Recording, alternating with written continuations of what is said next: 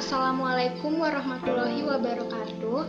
Halo semuanya, perkenalkan nama saya Cintaning Azizah dari kelas 9D.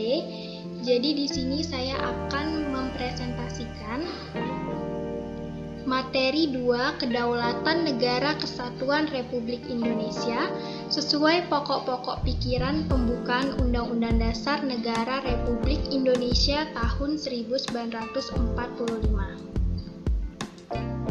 Guru pembimbing Bapak Muhammad Mahfud SPD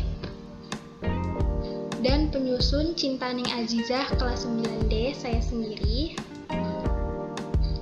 SMP Negeri 2 Tarakan, Kalimantan Utara tahun 2020. Pokok pikiran pembukaan Undang-Undang Dasar Negara Republik Indonesia tahun 1945. 1. Hakikat pokok-pokok pikiran pembukaan Undang-Undang Dasar Negara Republik Indonesia tahun 1945. Pokok-pokok pikiran tersebut menggambarkan suasana kebatinan dari Undang-Undang Dasar Negara Republik Indonesia tahun 1945 serta mewujudkan cita hukum yang melandasi hukum dasar negara, baik yang tertulis maupun yang tidak tertulis. Pokok-pokok pikiran tersebut diantaranya sebagai berikut.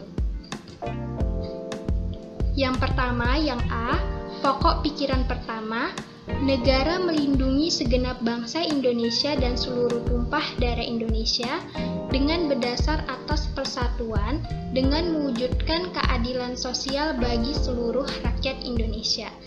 Pokok pikiran pertama merupakan penjelmaan Pancasila yang ketiga. Yang B, pokok pikiran kedua, negara hendak mewujudkan keadilan sosial bagi seluruh rakyat Indonesia. Pokok pikiran kedua merupakan penjelmaan Pancasila kelima.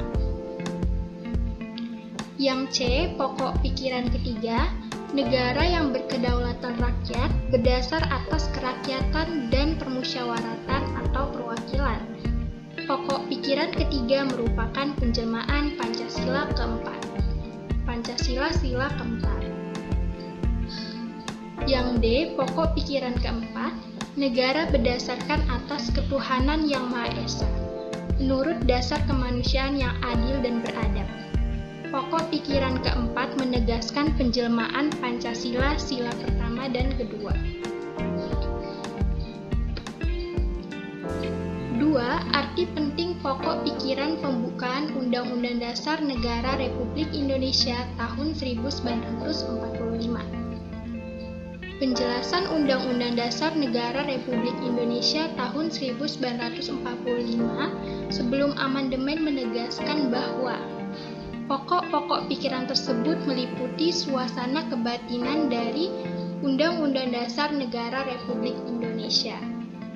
Pokok-pokok pikiran ini mewujudkan cita-cita hukum yang menguasai hukum dasar negara, baik hukum yang tertulis Undang-Undang Dasar maupun hukum yang tidak tertulis. Undang-Undang Dasar menciptakan pokok-pokok pikiran ini dalam pasal-pasalnya. Nah, berdasarkan pengertian ini, dapat kita simpulkan bahwa pokok pikiran yang terkandung dalam pembukaan Undang-Undang Dasar Negara Republik Indonesia tahun 1945 adalah sumber hukum tertinggi di Indonesia. Pokok-pokok pikiran yang terkandung dalam pembukaan Undang-Undang Dasar Negara Republik Indonesia tahun 1945 dalam realisasinya harus dijabarkan dalam semua peraturan perundang-undangan yang berlaku di Indonesia, seperti ketetapan MPR, UU, peraturan pemerintahan, dan sebagainya. Dengan demikian, seluruh peraturan perundang-undangan di Indonesia harus bersumber pada pembukaan Undang-Undang Dasar Negara Republik Indonesia tahun 1945 yang di dalamnya terkandung asas kerohanian negara, yaitu Pancasila. Selanjutnya, Yang ketiga, sikap positif terhadap pokok pikiran dalam pembukaan Undang-Undang Dasar Negara Republik Indonesia tahun 1945.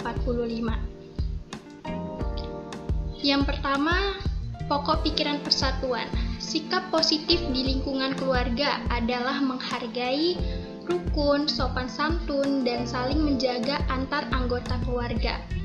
Saat di sekolah, kita dapat bersikap aktif dalam organisasi dan kelompok belajar, bekerja sama, serta menjaga kerukunan sesama siswa dan juga menghormati guru.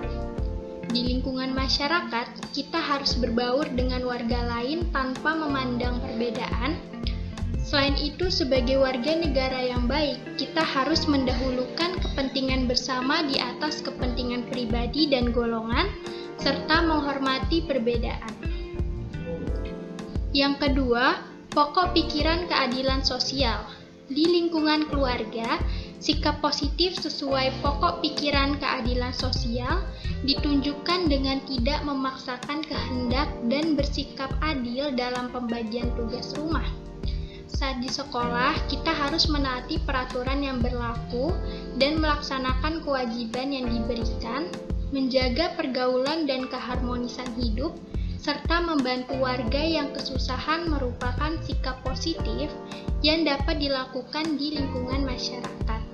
Sebagai warga negara yang baik, kita harus melakukan sikap positif untuk negara dengan menjalankan kewajiban, seperti membayar pajak tepat waktu, serta menjaga fasilitas umum dan ketertiban.